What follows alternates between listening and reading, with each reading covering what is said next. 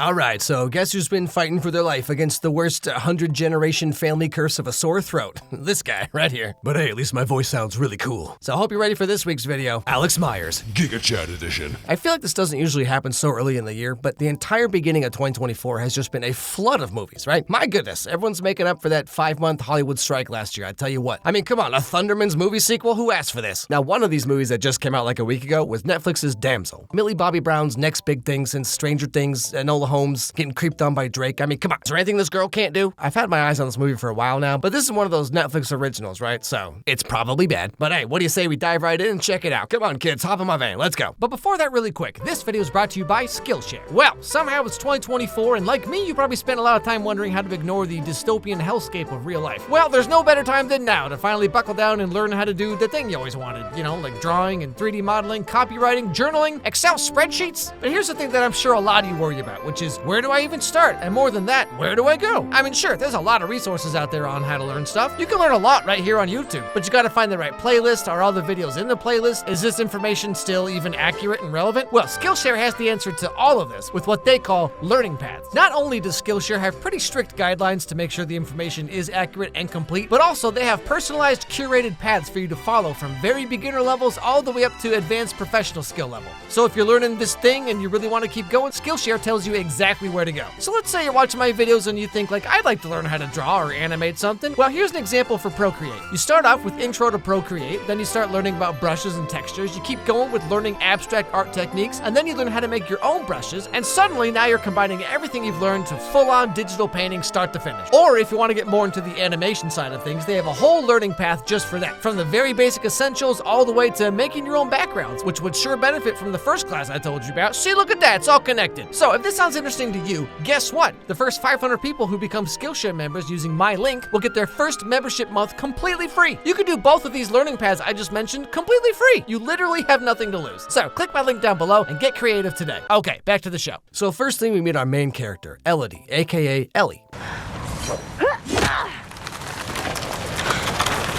The last I could find. Did you take the tapestries into town like Father asked? We should take the furs too. And the drapes. Not the drapes. You hate that pattern in your room anyway. You know, something I think is kind of funny is like, most main characters in these kinds of things are like poor, simple, down on their luck, relatable type people, right? But then Bridgerton came along and it was like, what if everyone's super rich and super hot? The end. So Ellie is like a sort of princess or something of this like tiny little place where nothing grows, no one has food or water, starving children everywhere, but incredible complexions though, I tell you what. Now, you're never gonna believe this, but one day, just randomly out of nowhere, everything changes. Father, what's happening? Who is that? Stepmother? Proposal. Oh my goodness. I have made a match. Oh boy, some mysterious someone from a far-off land wrote a love letter just for little old me? Give me that, what does that say? Well, shoot, sign me up. But of course, you know, Ellie, being a smart, capable, no-nonsense main character, she's kinda about the whole thing, you know what I mean? A prince? I know you've always wished to travel, as did your mother. Go. See the world. This man, he has a fleet of ships.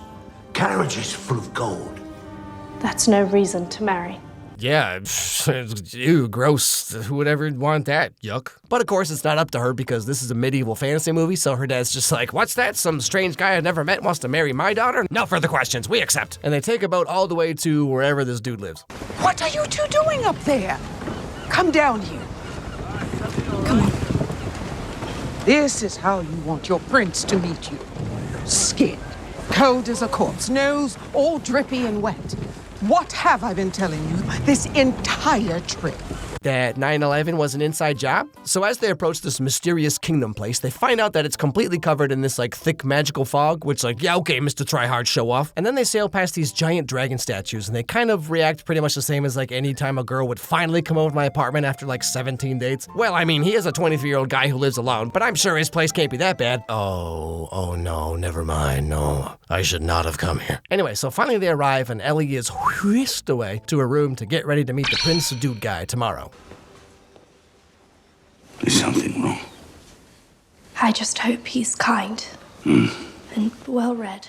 Uh-oh, she's one of these girls. Okay, trust me, I've seen all the after movies, okay? I know exactly how this pans out. Okay, so I'm incredibly insecure, unchecked anger issues, and at least 50% of everything I say to you is a lie. Uh-huh. But I do like to read old public domain romance books, though.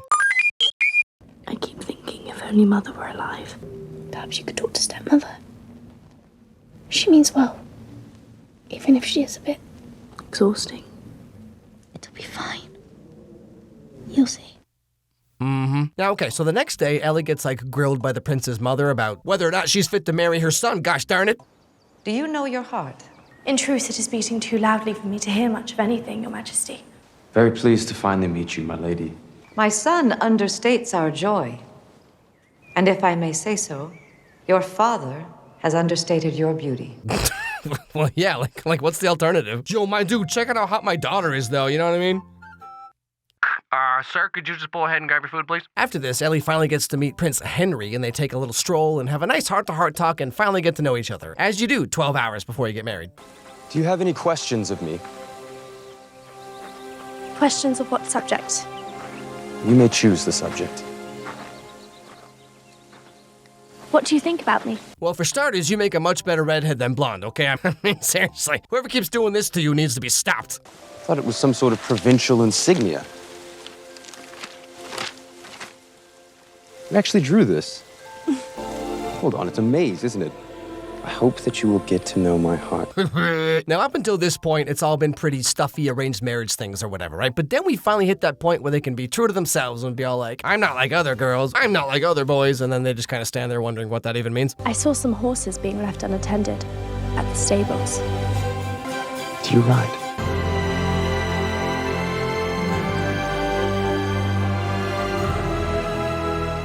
Where'd you learn to ride like that? My mother. But okay, so finally it's time for the wedding, and Ellie gets all dolled up in this crazy outfit with the corsets and bustles and necklaces and 17 layers of who knows what. And they do this cool wedding thing where he's like, whoa, and she's like, marriage, isn't it? And then wham, bam, bibbidi bow, they're married. All they gotta do now is just one last ancestral ritual, and they're good to go.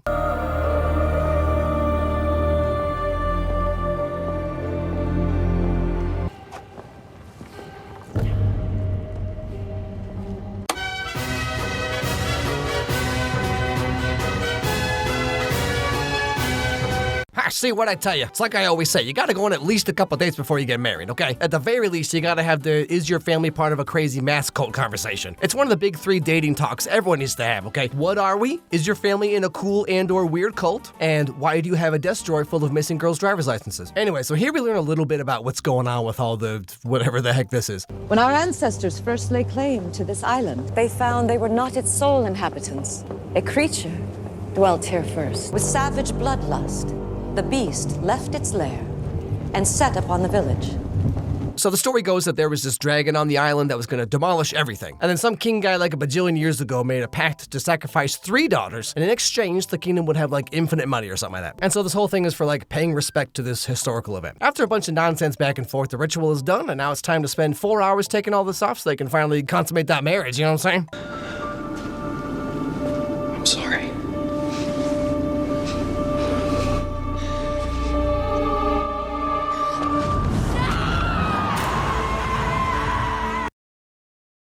And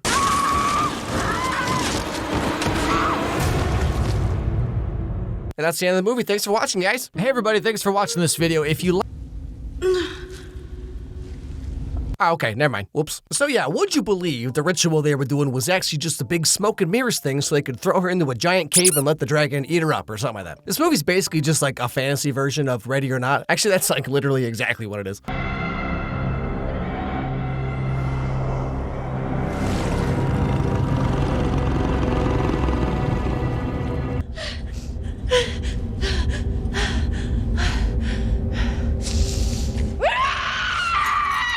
But all the same, the next big chunk of the movie is just her going through the giant cave system to run away from the dragon. She finds these cool glowing bugs, and there's like a crystal tunnel she has to climb, and this is by far the best part of the movie. It kind of reminds me of Labyrinth a little bit, which is cool. But more importantly, like constantly, she's just ripping her clothes off one by one in a totally subtle, deep subtextual reference to her shedding the oppressive expectations put upon her by society, man, until she can dig deep enough to find her true self or something like that. Just incredibly subtle imagery here. Now, eventually she goes into this small cave within a cave, and there's like a map drawn on it that has the names of several other girls she assumes were probably also thrown down here over the years. Beatrice, Artemis, Genevieve, Fatima, Carlotta. How many? You know, this kind of reminds me of one time Kelsey and I played this game where we wrote down all the exes' names we could remember, and it was like, you banged a dude named Milton? On purpose? Anyway, so she makes it to where the map says the exit is, but turns out it's all a trick, and actually there's no escape after all.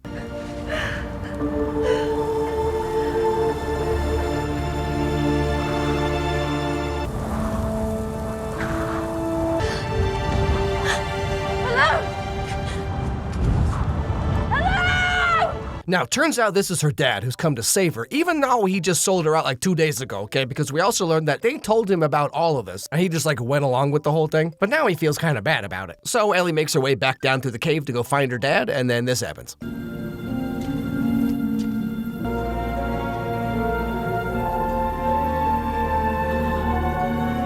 A creature dwelt here first.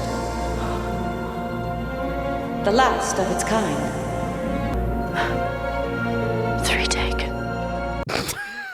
Like, she just has this Jimmy Neutron brain blast for no reason. So, like, somehow her seeing these 3 dead dragons, like, she just, like, magically figures out the entire backstory of this movie. This is, like, the funniest way to exposit information to the audience. The true story is that the old king guy actually killed all the dragon's babies first. And so all this stuff about sacrificing 3 daughters or whatever, like, it's for revenge and not just because the dragon's evil. And, like, the dragon itself could have told us this at any point in the movie because, like, they have several conversations together. Speak your name. Elodie. L-O-D. What do you want? I want what is promised. Anyway, so long story short, the dragon kills Ellie's dad, and Ellie manages to escape out of the cave using the ropes that her dad used to get in there. But turns out her sister's been taken in her place, which she finds out because her stepmom is just like wandering around the area. Doing what exactly? Who can say? Elodie! Stepmother. Elodie! Stepmother. Oh, thank God. Are you all right? I can manage. Where's Floria? They took her to the caves in your place. And then we get to the third act of the movie, which is just the most hilarious thing I think I've ever seen.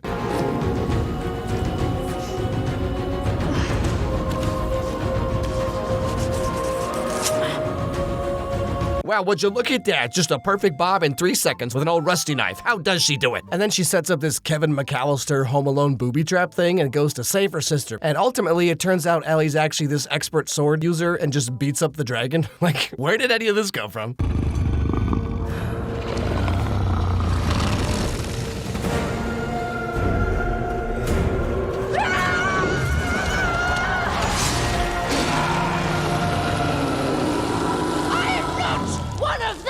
And in the end, Ellie and the dragon talk things out and they realize that they've both been lied to, in that the old king actually killed the baby dragons first. And also the dragon thought it was eating the king's daughters every generation, but actually they've been kidnapping random girls across the world and using them instead. But like this whole thing about Ellie figuring out that the humans were bad first or whatever, like this has nothing to do with Ellie's whole like character arc or anything at all. Like whether the dragon's the bad guy or the humans are the bad guy, like Ellie's still stuck in this pit regardless. They try to build up to it a little bit with like ghosts of the other dead girls talking to her in like a dream or whatever. And then she has a That's So Raven moment where she's like, aha. But I mean, she only heard this story in the first place like 12 hours ago, so like, why would she care? She could have been friends with the dragon without all this, you know? It could have just been like, hey, so funny story, I'm not actually part of their family at all. They just kidnap us and do a weird blood ritual to trick you into thinking we are. Oh, word? That's crazy, my dude. You want to go blow them up or something? Heck yeah, let's go. Well, okay, there'd probably be a little bit more to it than that, but whatever. Anyway, so naturally, Ellie and the dragon are like totes besties now, and so Ellie hops on the dragon's back and they fly to the kingdom place, and then guess what happens?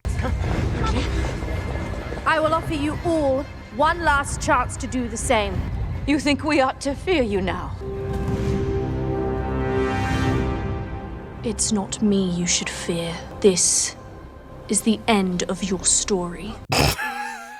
Okay.